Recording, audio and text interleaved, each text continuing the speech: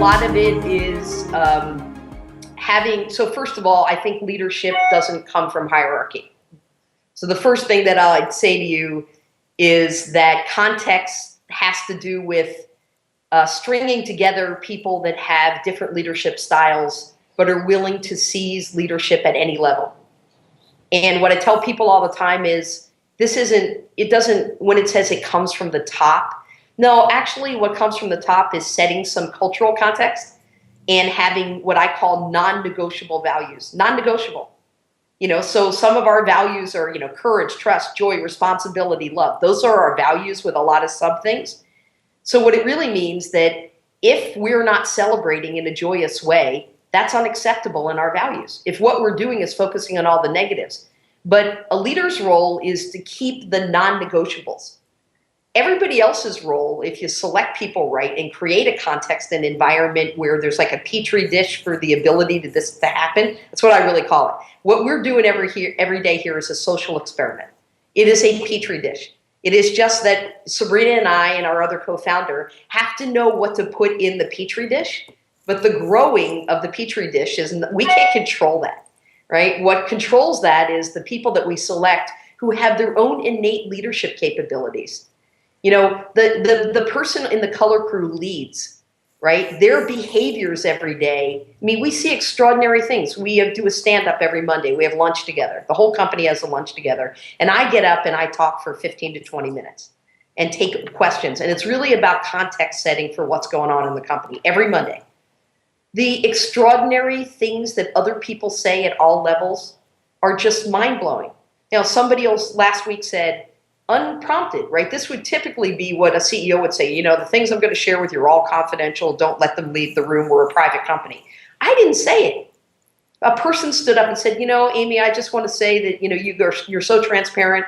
I just want to say to my, team members, like, this is confidential stuff. I mean, that's unbelievable that the petri dish created leadership in somebody that they could stand up and say something that the leader could get killed to say, right?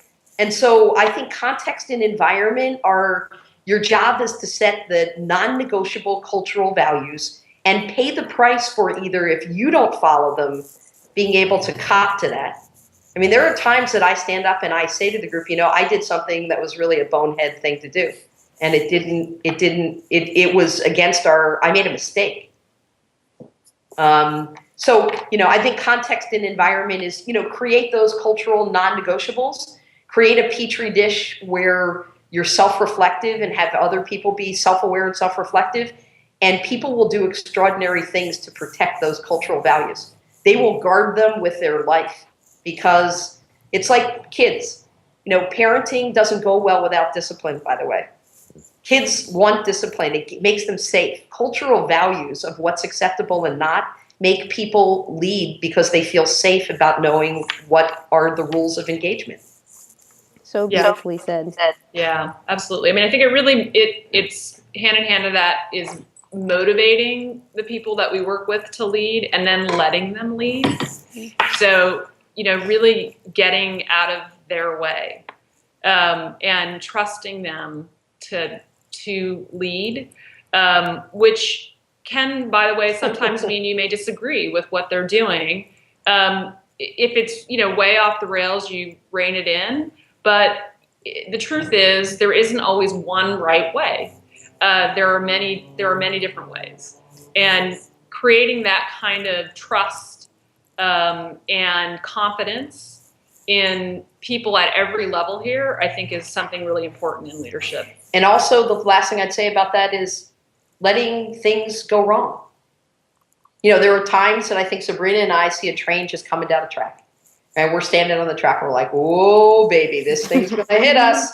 And, you can either be the kind of leader that just says to everybody, like, okay, everyone get off the track. Or you could be the kind of leader that says, it'll be okay. Letting the train hit somebody, trust me, they'll never let it hit them again, right? Like, so much of this, there's no mistakes, right? There's just learnings. And so if you can just demystify the fear of, I'm going to screw up, versus like, you know what, guys, I screwed up. And we go, okay, that's not so good. Let's debrief about what happened.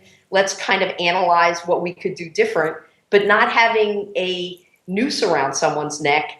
Because the only way I screw up things every single day. That's what being human is. The mistake comes back to the continuous learning. The mistake is if you don't learn from those mistakes, that's a problem. But, there are multiple things in my career that have not gone well that will never happen again because they didn't go well, right? And I would have never learned that lesson unless they didn't go well. When I was a VC, my major rule of thumb, had to be a big market, had to be a great management team, right? Had to be a pretty good product. And somebody on that founding team had to fall on their ass a couple of times. I didn't want to fund anybody that couldn't describe the falling on the ass and what happened when they came back up.